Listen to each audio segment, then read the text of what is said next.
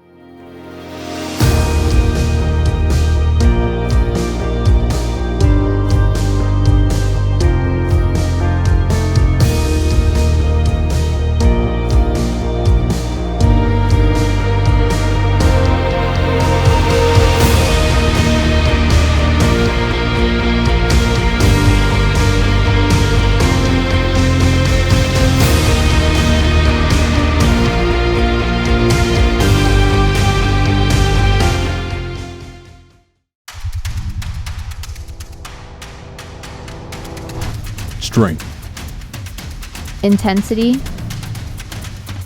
honor. heart. These are the qualities that make a champion in the gym, in the game of life, and as Hays County employees. Are you ready to suit up and take the field? Start your career with Hays County today. Become a champion. Hays County, Texas. Join the winning team. Welcome back to our season preview special. Looking forward to another great year of Texas State baseball. We're now joined by one of the returning outfielders and hitters in this potent lineup, Cade Manning, joining us now here on this preview special. And Cade, I want to start by looking back at your season last year. That was your best here at Texas State. What did you take away from the 2023 year? Yeah, it was definitely cool to get some true playing time under my belt. Getting to just rally around all my guys. Kind of used some of the guys that I got to play with last year to help me kind of with the start of my journey with playing time. It was my first time getting that under my belt, so it's good to look to some older guys. Looking back on that year, I feel like I can be that guy for people this year, kind of help them with their development and just be really a leader of this team for experience purposes. Cade, I look at the last 2 seasons, for this program. Certainly it's been a lot of success. I know last year didn't quite make the NCAA postseason, but still a really successful year and what was a really good conference. Right. What has it been like to be a part of this program, given what's happened over these past 2 seasons? Yeah, it's been really special, especially 21 and 36 my freshman year. So I've kind of got to see the whole development of our whole program. The regional team my sophomore year was special, obviously, and again, this past year was a solid year, not fully what we expected or what we hoped for, but again, a solid year to build off of. It's been cool to just see the growth in myself and the coaches and all of our players and the fans and just everything that goes into it. It's been awesome, and I think it's an exciting time to be a part of the Bobcat baseball program, and only good things ahead. So it's been really cool. We know how important obviously conference play is, right? But this team is now in a position, this program is, where these midweek games are really important as well. A chance to be an at-large team as you were in 2022. And I look at your numbers, and you exploded in midweek play last year. What was it about those Tuesday and Wednesday games for you? That's a good question. I think just getting to play new teams is always exciting. Conference games definitely mean a lot, but it's super exciting to play in those big games against teams in Texas, especially getting to play those guys that we kind of look forward to the whole year. Just those midweek games, something about them just gets me excited, and getting to go against some new faces, it's really fun. Ty and I were looking back at some of the key losses from a year ago. One of those in the lineup, certainly Jose Gonzalez. But you look at the guys that are coming back this year. Your leading hitter from a year ago in terms of average, Davis Powell. Your home run leader, Chase Moore. Your walks leader, Dalen Pena. Cameron Weil is back. August Ramirez is back. You're back. So there's still a chance for this lineup to be really potent again this year when you factor in who's coming back and who the newcomers are. How do you feel like this lineup's going to shake out this year? Yeah, obviously it's tough to replace guys like Jose, Ben McClain, Peyton Lewis, guys like that, big bats in our lineup. But the guys we have are special. We got a ton of superstars, some new guys, Alec Patino, again, all those returners you just mentioned. I think we have no shortage of firepower. Got guys that can get on base, that can run a little bit.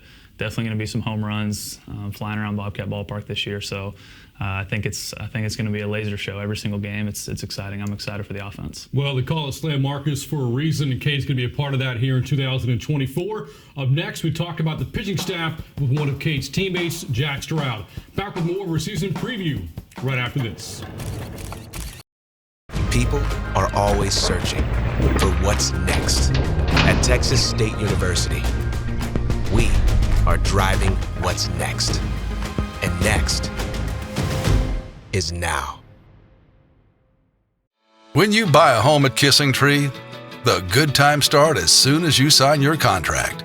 Explore our amazing property. Try a new workout, or just get to know the neighbors. Whether you're building or choosing an inventory home, you can unlock the fun of our 55-plus community before you ever unlock your new front door. Call today to learn about big savings on select homes and home sites.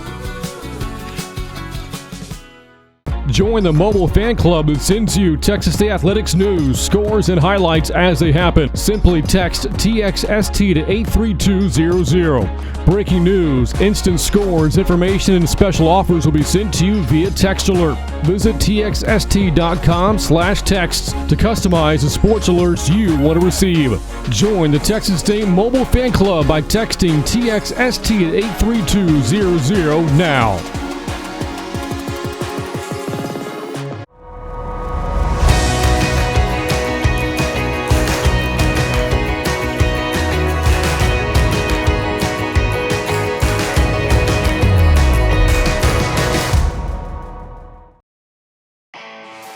Time now to talk about the pitching staff here at Texas State, and for that we're joined by Bobcat pitcher Jack Stroud, a standout reliever for this team a year ago, looks to be a fixture in the staffing of this season. As we continue our season preview special, again, Jack Stroud now joins us, and Jack, last year, your first season at Texas State, and had some impressive numbers. You had a sub-4 ERA, a really good strikeout to walk ratio, 67 to 18, 4 saves. You and Tristan Dixon kind of headed the bullpen a year ago when it came to save situations. So what did you take away from last year? Last year was definitely a good experience for me. Being a big part of the bullpen was something that I looked forward to all year, and seeing that come to fruition all throughout the season was awesome. So last year's team, you win 36 games. The bar was set really high from the year prior. You had a chance to see that team, though, play quite a bit before you came on to play here yourself at Texas State. What was it like for you to join a program that has set that type of foundation? It was definitely really interesting to come into a team that had been so competitive the year before, and I felt like it propelled the incoming guys to push a little bit harder and catch up to the guys that had been in Stanford not too long before. So we look back at that 2022 season, certainly some great moments. This past year, there's some really good moments as well, to win 36 games, finish in the top 5 of the Sun Belt Conference, beat some of the Power 5s that you did. For you, what was some of your favorite moments from a year ago? One of the big moments for me was playing at Texas A&M. My whole family went there, so it's good to go play in Blue Bell, and that was a really good experience for me. In our last segment, we talked with Cade about the fact that yes, there were some good hitters lost from a year ago. The pitching staff, certainly you lose some quality starters in Levi Wells and Zeke Wood. You lose a tremendous bullpen pitcher in Tristan Dixon. But as you look at the staff members that are back, this season, to include yourself, you got Tony Roby, Peyton Zabel, a couple of established starting pitchers. Some really good bullpen guys back as well. How do you feel this staff is going to shake out this year? I think the staff's looking strong with a mixture of the guys that have come back and an arsenal of new guys. We've got a lot of experience on the staff, and I think we're looking to press through the Sun Belt. Coming up next, we're going to be visiting with your head coach, Steve Trout. Ty Harrington's going to be in my seat talking to him. What's it like playing for Coach Trotty? I love it. I think he brings a lot of energy and a lot of focus to the field, and he pushes the team beyond what most guys think they can do. Well, Jack, we cannot finish talking to you without talking about that killer stash of yours. You're throwing it back Raleigh finger style there with the curl at the end. What's the inspiration behind your facial hair? Well, right now it's more Raleigh fingers, but the original was Doc Holliday from Tombstone. Right. Yeah. So throwing it back to Val Kilmer. Good stuff right there, Jack. Yeah. So, again, Jack with that killer stash can be part of a killer staff this year for the Bobcats. When we come back, Ty Harrington visits with the head coach at Texas State, Steve Trout. Back with more of our season preview right after this. Ladies and gentlemen, the power of a word. The anticipation, the adrenaline, the hair on the back of their necks rising. The crowd, the score rising. Greatness rising, the sun rising.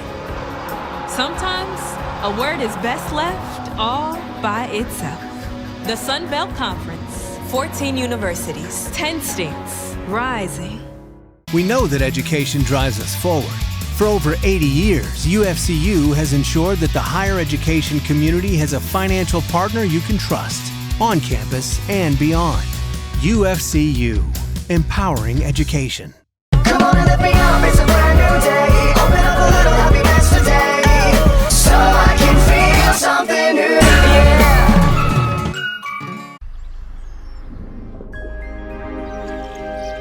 People are always searching for what's next. At Texas State University, we're always imagining it, making it, creating it, and when we need to, breaking it. Next moves us forward and turns challenge into achievement. At Texas State University, we are driving what's next. And next is now. All right, welcome back to the preseason show for the 2024 Bobcat baseball season. I'm sitting here with my all-time favorite coach, Steven Trout, the head coach of Texas State. Coach, let's back up just for a little bit in this and tell us your thoughts coming out of the 23 season, going back to last year and the season overall. Yeah, I mean, I thought it was a really good season. Obviously, it didn't end how we wanted it to because our goal is always to play in the NCAA postseason. But for me, I thought it was really big for us to, build off the 22 season and didn't want to run into a really good season and then have a really bad year. And so for me, I wanted that consistency inside of our program. And so I thought there were some really big wins in the midweek, some really big wins, obviously in conference as well. And to me, it was a really good team. 36 wins, that's tough to do. But at the end of the day, we fell a little bit short of our goal. But like I said, we're just starting to build those pieces together to have those consistent teams. In January and February, head coach's number one question from everybody who walks down the street, passers-by, administrators, ex-players, you name it, media is, Coach, how are we going to be? So tell us about how you think we're going to be in 2024. Yeah, no doubt. That's always the big question, right? I'm excited. I'm excited for a couple reasons. First thing is I feel like this team, they get after it. It's a team that works really hard.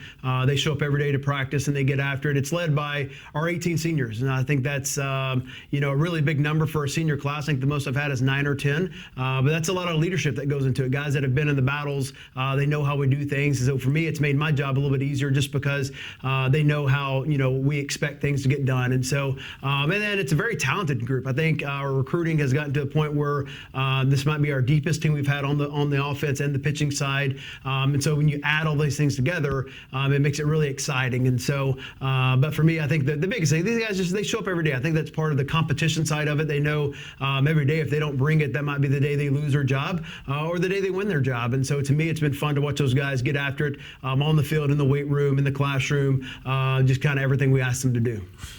You already interviewed a couple of your players and additions to this year. You talked to some of the guys that are coming back and the depth that you guys have. Talk about some of the key additions coming into this year for you guys that have shown out. And again, in February, the beginning of the season, you'll see some. April, some other guys will start to rise. But going into the beginning of the season, some of the key additions in your mind. Yeah, I think, first on the offensive side, Alec Patino, left-handed hitter, transferred in from Ohio University. He's a really, really just good veteran left-handed hitter. He can use the whole field. He's a patient hitter. He's got some pop in there as well. I think for Bobcat fans, he's a left-handed hitter that's going to wear number 23 and plays first base, so you're going to think Jose Gonzalez a little bit, but he's just a really good hitter, and we're lucky to have him and excited to what he can do in a Bobcat uniform. Cameron Thompson's another guy really excited about, transferred in from Purdue, was an all-conference player for them, played in the Big Ten, went to Oklahoma State out of high school, right-handed hitter, plays on the corners in the outfield, can also play some first base, but I think he has a chance to hit a lot of home runs in our ballpark. He's got a really good swing. He's a strong guy, veteran guy as well. So excited to see what he brings to the table. Freshman-wise, you have Ryan Farber. And so he's a guy that led our team in hitting in the fall. Probably had one of the best falls, not just as a freshman, but one of the best falls I've seen in a really long time. He's a switch hitter, so he gives you both sides of the plate, and he can play a lot of different positions. So excited to see how the fall transitions into the spring for him at a young age. And then he moved to the pitching side. Austin Eaton, a really exciting guy on the mound. He was the pitcher of the year in the conference at Navarro College, and Region 14, one of the best JUCO conferences out there when it comes to baseball. And so, 92, 94, throws the baseball where he wants to. And he's also a hitter as well. So he kind of has that hitter's mentality on the mound, which we like. Keller Eberly, a reliever from Florida, big right-handed 6'5", 6'6" kid with just power stuff. He just comes right at you with it. A really good splitter, and he is just in a full attack mode. So really excited to see what he can do on that back end on our bullpen. And then Matthew Tippie, another right-handed pitcher from Angelina College, from Wimberley, right down the road. He's got electric stuff. It's a really, really quick arm, and so it's 94, 95 with some plus all speed. And so I think if he can hone that in, he could be somewhere really valuable inside our staff. So other guys included as well, but really excited about those guys.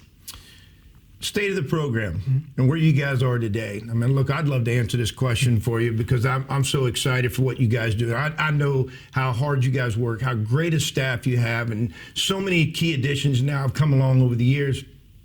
Tell me what your thoughts are about where Texas State baseball program is and your staff and everything you guys are doing. Yeah, I mean, I think, number one, it starts with my staff. I get a lot of credit for a lot of things as the head coach, but to me, it's all about my staff. I think the beauty of it is that we've been together now for 5 years, fully, and so we haven't lost a guy. So we hardly meet on certain things because we know exactly how practice is going to roll, how we do things on game day. Besides, new things we want to implement or personnel, we know exactly, the lingo and how we go about our business. And I think that relates to our kids. I think our kids understand that as well. And there's a really good connection between our staff and our players and how we treat our guys. And so to me, I think that's just the consistency they see every single day. To me, the recruiting has really just picked up. You talk about having great players in your program, but to me, college athletics, it's about recruiting. And so Coach Blakely leads that charge with the help of the staff as well. And so with the facilities we have now, the facilities we have coming here in the near future, to me, it just shows not only the Sun Belt Conference, but the state of Texas that, Texas State just isn't a program that's going to show up and have one really good year. It's going to be that consistent team every single year. And so, and the last thing, I think our culture has really built to a piece because we work really hard in the middle game on trying to be consistent every single day. And so our culture, in a day and age where the transfer portal's big and all these things are big, our program's been very consistent on keeping our guys and just being very consistent. So really proud of where we are. Still got a lot of work to do, but excited for this current year and the future of our program. A lot of guys returning. Got, as you mentioned, 18 seniors, I think, you mentioned going to be graduating this year. And you talk about culture, and I know you well enough to know how important that is to you and in the program. Tell us about your leadership with the guys that are returning, and do you feel like that's going to be a strength for you guys this year? Yeah, absolutely. I mean, I think, baseball, just like life, it's a game of adversity. There's going to be bad things that happen. You're going to have injuries. You're going to have bad calls. You're going to have bad plays. So to me, that's when you lean on your leadership. And so leadership's easy when things are going good. Leadership's a little bit more difficult when you have adversity. And so we work on that all the time. We work with like I talk about the middle game all the time. And that's when that leadership is really going to step in. And so I think there's guys, not just on the offensive side. To me, it's nice because you got pitchers and you have hitters that are part of that senior group. And so there's guys that have been through the battles, and I think they're excited not only for this team, they're also excited about the future of our program. So they want to make sure they leave it in good hands as well. So you see those older guys, developing those younger guys. You see Davis Powell, shortstop, with Ryan Farber, and you go, man, that's pretty cool to see the transitioning happening in front of our eyes. So to me, that's a coach's dream, and so I'm excited for it. I'm excited to see where they take this season.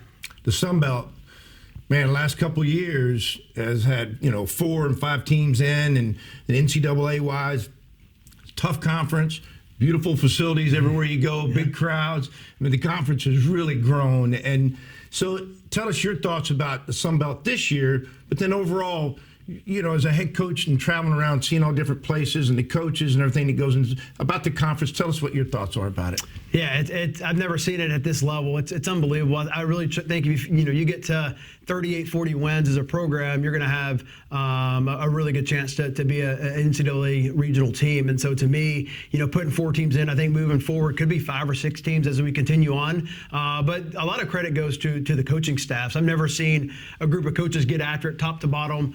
10 teams make our tournament, but even the 4 teams that don't make the tournament, they're super talented. And as I tell our guys all the time, the beauty of the Sun Belt is if you show up and you play a really good game, you're going to have a really good chance to win that game. If you show up and you don't play well, there's a really good chance you lose that game. And so that leads to conference wins and also leads to getting swept or sweeping. And so, but every day you got to find a way to show up with a ton of energy. As we tell our guys, bring the juice, because you got to show up, because nobody's going to just roll over and let you have a game on any given day. And so, but yeah, top to bottom, it's one of the best conferences out there, and lucky to be part of the Sun Belt. Coach, thank you for your time. As always, good luck this season in 2024. Best of luck. Thank you. Thanks, T.Y.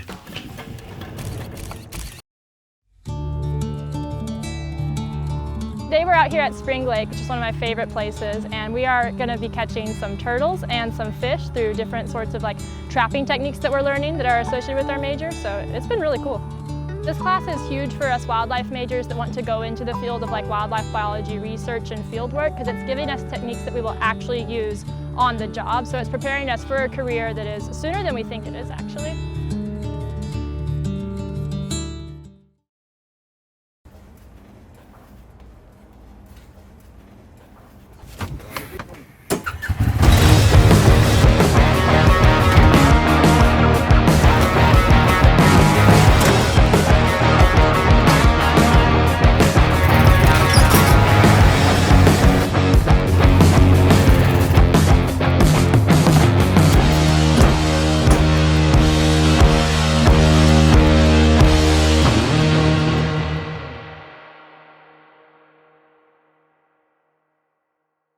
Our passion and our pursuit of ranching was from inherent love of land and an appreciation for Mother Nature, and for us to help spread more thought-minded land management by demonstrating the powerful effects of regenerative agriculture. Our time at Texas State was probably the first time in our lives that we really explored nature. That was the first time where I was not only able to find out who I was, but shape who I wanted to become. Welcome back to our season preview special. Brant Freeman back with Ty Harrington now to wrap things up, and we're going to take a look at the schedule for the Bobcats. And Ty, I look at the first 3 weeks specifically for this team. Now, opening weekend, Youngstown State, don't know a ton about the Penguins, a great, by the way, mascot name for any team. But after that, the schedule gets really difficult. The Bobcats, the following 2 weekends, go to Round Rock. They're going to face 3 Power 5 opponents there. Going to take on Washington State, Kansas, Kentucky. So right there, that's Big 12, Pac-12, and the SEC on that schedule. The following weekend, it's off to Minute Maid Park, 2 against the Big 12, and then you face the reigning national champion, LSU. I'm ready now. Let me tell you why that's exciting. I mean, if you go back, what the trend is in college baseball, and it started probably about 10 years ago, is RPI has obviously been such a big deal. But if you can go to a neutral site and in a tournament setting and play quality teams, you feel like both teams are out of their element, right? So you feel a bit more comfortable, and you see a lot of teams doing that. And now the tournaments have grown, and you go to these tournaments like in Round Rock, where there's going to be 4,000 and 5,000 people at these games, and it's exciting. The number of the type of teams and the leagues are coming from, and then obviously you go down to Minute Maid and you think about the history. I was reviewing it the other night, looking at all the teams that have played in there. I think 2019 was our first time, and to see the quality of the teams, the crowd, and everything that's going to be a part of that is exciting. It's exciting for Texas State and the brand to be there as well, to be in Houston, which is and to play in Minute Maid Ballpark. I think it's exciting, and it's a great opportunity with a great venue. Now you fast forward to Sun Belt Conference play. You look at the list of opponents this season, and I fast forward to the last 2 weekends. When potentially you're in the race for a conference championship or trying to up that RPI. The last 2 weekends, hosting Troy and going to Southern Miss. Yeah, but there's no easy weekend altogether in the Sun Belt. But when you say that as a coach, you start to look down that gauge. What is this going to look like if we get down the road and we're healthy and we're playing great? Who do we have left those last couple weekends? Because inevitably, mathematically, with how good the teams are in the Sun Belt, it usually comes down to looking at the last 2 weekends. They've already, there's been a lot going on to get to those last 2 weekends, but you look at them, and it's exciting, it's fun. The way Texas State and Coach Trout's teams have played the last 2 years down the road, down the stretch, have been so impressive, and how they plan on perform on the road is going to probably come into play this year for them. Well, Ty, I can't wait to jump back in the booth with you and talk some more baseball. I'll be ready. I can assure you that. All right, let's get after it. So that, again, a look ahead to the upcoming season for Texas State. Ty and I looking forward to our coverage on ESPN Plus throughout the season. Thanks again to Cade Manning, Jack Stroud, and head coach Steve Trout. For Ty Harrington, I'm Brant Freeman. Remember to eat them up and enjoy the season.